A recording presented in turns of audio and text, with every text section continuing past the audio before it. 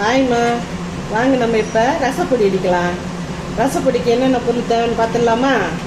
முதல்ல மிளகு வேணும், கொத்தமல்லி வேணும், துவரம்பருப்பு வேணும், கடலைப்பருப்பு, சீரகம், பெருங்காயம், காஞ்ச மிளகா, கருவேப்பிலை. இவ்வளோ தான் ரசப்பொடிக்கு தேவை. நம்ம அடுப்பத்தை வச்சு ரசப்பொடி இடிச்சிடலாமா? அடுப்பத்தை வச்சுக்கிட்டு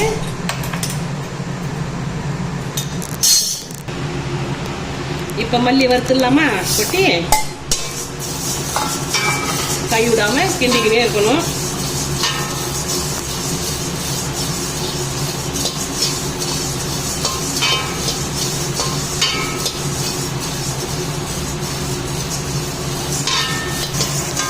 நல்லா வந்துருச்சு. இனிமேல் நம்ம எடுத்து கொட்டிக்க வேண்டியதுதான். இனிமேல் நல்ல பதமாக வந்துருச்சு. நல்லாவும் இருக்குது. வாசனையும் நமக்கு வந்துருச்சு. நல்லா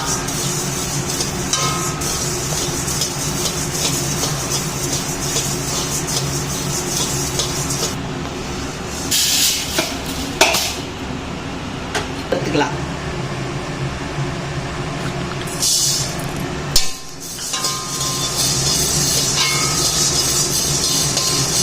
மிளகு இப்போ நல்லா வறந்துருச்சு. கரு ஊற்றக்கூடாது, கருப்பாகவே இருக்குன்றதுனால. அதனால் நல்லா மிளகு வந்துருச்சு. இப்போ எடுத்து கொட்டிக்கலாம் மிளகை. இப்போ நம்ம சீரகத்தை வறுத்துக்கலாம்.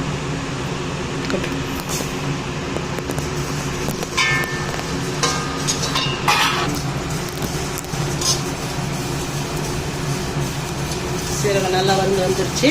இனிமேல் சீரகத்தை நம்ம கொட்டிடலாம். நல்லா வந்துருச்சு. துவரம்பருப்பு வறுக்க போகிறோம்.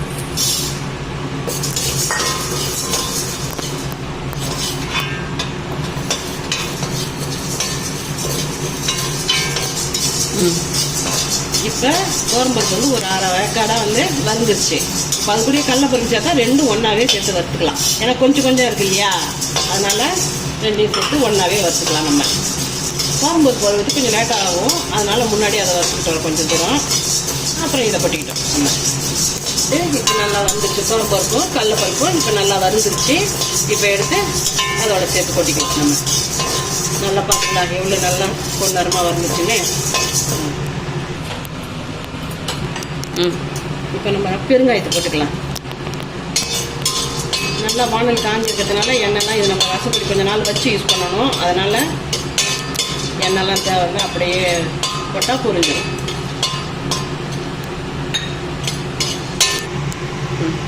கிட்டத்தட்ட பெருங்காயம் நல்லா வறுப்பட்டுருச்சு. கொஞ்சம் நல்லா உப்பு வந்துட்டு நல்லா வந்துருச்சு. இப்போ அது கூட சேர்த்து மிளகாயும் வறுத்துக்கலாம். நம்ம காஞ்ச மிளகாயும்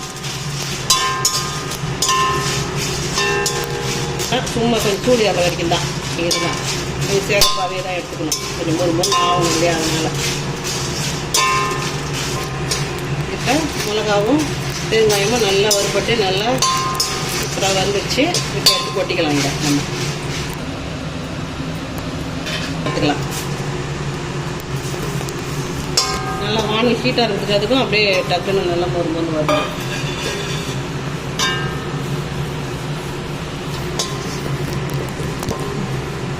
இப்போ கருவேப்பிலையும் நல்லா வந்துருச்சு. கொஞ்சம் கூட தண்ணியே இல்லை பார்த்தீங்களா, எல்லாம் நல்லா வத்தி போச்சு. தண்ணி இல்லை. இப்போ அதில் எடுத்து கொட்டுறதோட இந்த வானல் ஹீட்டிலே இருந்ததுன்னா நல்லா மொறு கிடைக்கும் நமக்கு. அதனால நான் இப்படியே வச்சுட்டேன். வேறு ஒன்றும் இல்லை.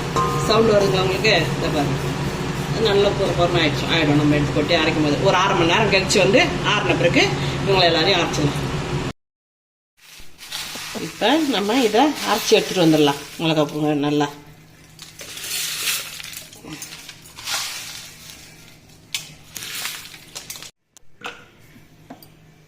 இப்போ நமக்கு ரசப்பொடி ரெடி ஆயிடுச்சு. நல்லா கம்மன் வாசனையாக இருக்குது.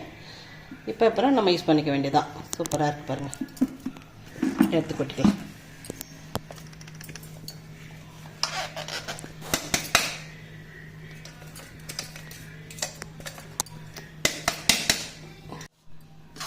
நல்லா கம்மன் ரசப்பொடி நமக்கு இப்போ ரெடி ஆயிடுச்சு.